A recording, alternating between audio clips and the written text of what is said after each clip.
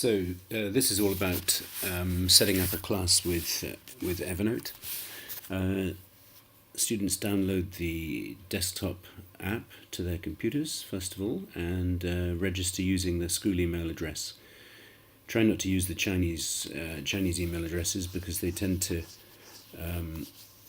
you tend to get stuck in the Chinese version, which doesn't communicate so well with the international version or mode. Then they sign into the international version. There's a choice on the signing in page. Make sure you choose that one. You get a copy of all their email addresses, and then you create an individual notebook for each student.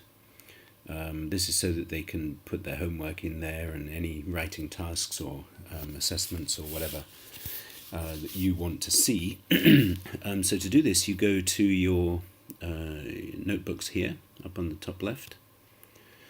Mine are displayed like this because I like seeing all, more rather than fewer. If you click up here on the right, you get a different display. So you want a new notebook. So this is to create an individual notebook, and let's say John Smith. You can make it. You can share it later. So start off making it private, and then create the notebook. And somewhere up here we should have John. Where is he? John. Or you can search. So if you search with Command J, you get a nice little search box, and there's John Smith. So that's his notebook here. There are no notes in here yet. So we could create a note and just say hello.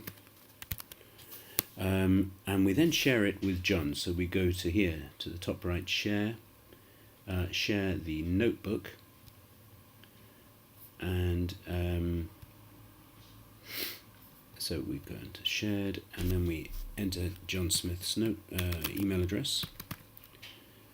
John Smith at school.com. And enter, and there we are. Now here you have a choice. He can edit and invite. Now if this is a notebook for him to share work with you, that's fine. You can leave it on that setting. If for some reason you only wanted him to be able to view it, then you would click on view. Okay, so done. And that notebook has been sent. And if you go down to work chat here, you can see your the history of all your the things that you've sent. So here's John Smith's notebook, and this is what John Smith sees. He can reply to you by going down here and saying thank you. There we are. Now back to where we were. Yes, there we are. Okay, so we've set up an individual notebook for each student. You then do the same thing, but this is a notebook to share with the whole class, so that you can give them study materials. So we go back to notebooks and a new notebook, and you can call it whatever, grade 6 shared. Let's call it materials. English materials, for example.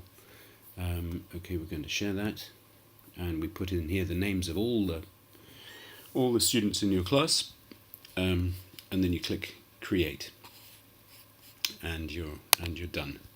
So one thing that's important then, very important, immediately after you do that, is to go to your notebook. I'll just give you an example here with my grade 9 notebook.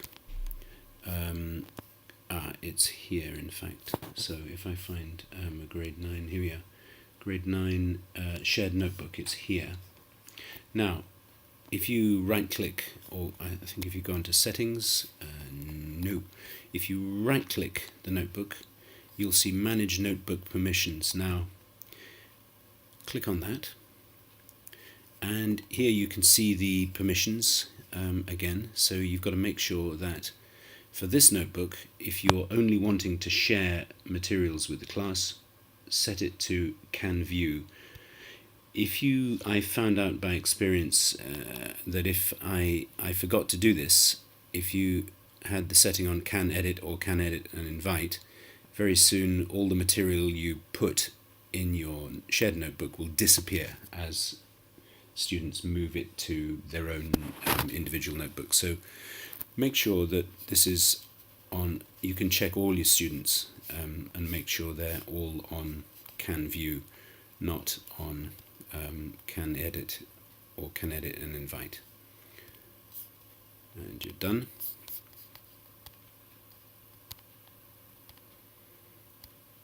And there we are.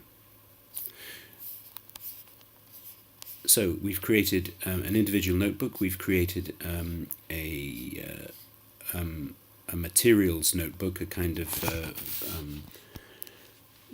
repository for all your course material. The next important step for students to know is to how to copy a note from your materials notebook to their individual notebook. So let's just show you this. So if we're going, I'll just go to my grade 9 shared notebook. This is my materials notebook effectively. Now let's imagine they want to copy this one, which is an English language journal that they write once a week. This is what they see. They won't have permission to move this to another notebook, so they have to go here to Note and then Copy to Notebook, and then they have to select their notebook here, and then they have a copy in their individual notebook. So we can go to John Smith, and there we are, he's got that note in his notebook.